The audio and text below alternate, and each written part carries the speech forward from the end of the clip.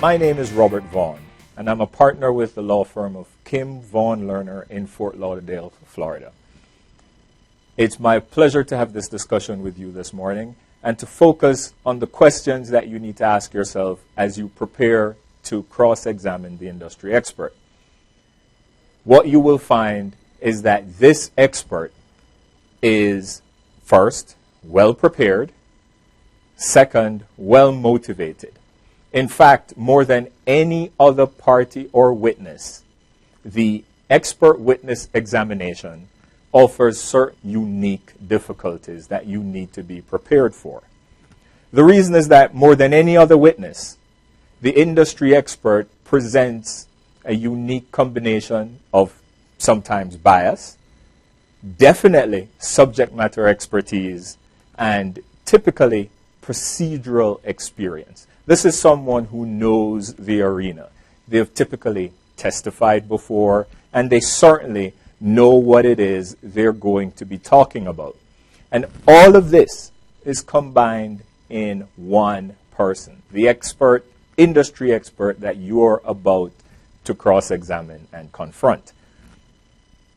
In examining this witness, your success depends more than anything else on selecting the field of battle, making sure that as you engage this expert, you're engaging the expert on terms that you choose.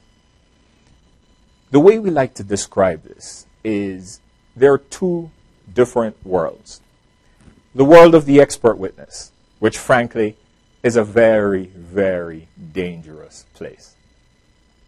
And then there is the world of the other witnesses, the lay witnesses, the party witnesses, which is really not that bad considering.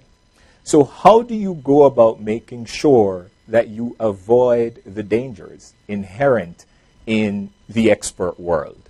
How do you go about making sure that you're not, as we say, living dangerously as you're completing this examination? The first thing you want to do is identify and, frankly, avoid the expert's areas of expertise.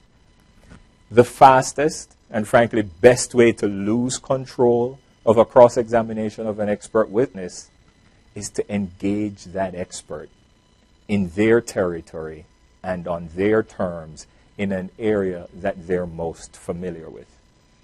Sometimes the most common mistake that young lawyers make is that they fall into the trap of engaging an expert in technical language, having a battle with the expert using language that is obviously most familiar to this expert, but even more important, not as familiar to you, the attorney, and certainly not as familiar to your finder of fact, your jury.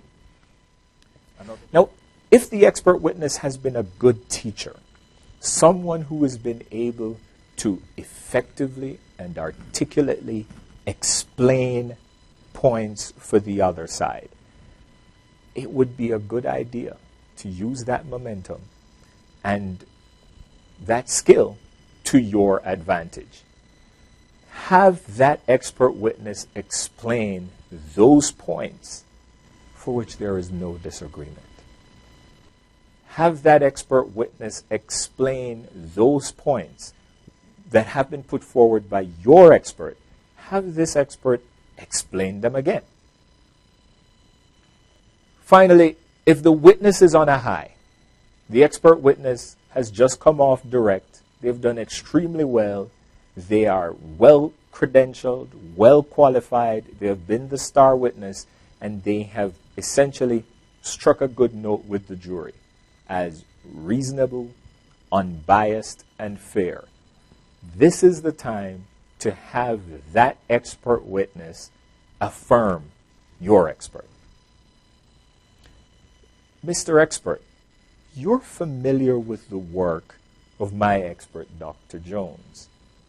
Why, yes, I am.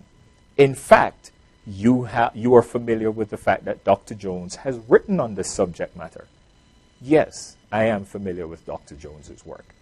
In fact, it is true that you yourself have relied upon some of Dr. Jones's written materials. Yes, in other cases, I have relied upon the work that Dr. Jones has done.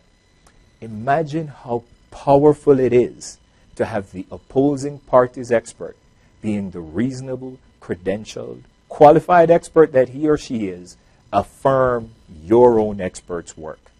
So this is one of the things we want to think about as we seek to undermine some of the mileage obtained by the opposing expert on direct. Now, cross. What are your goals on cross-examination?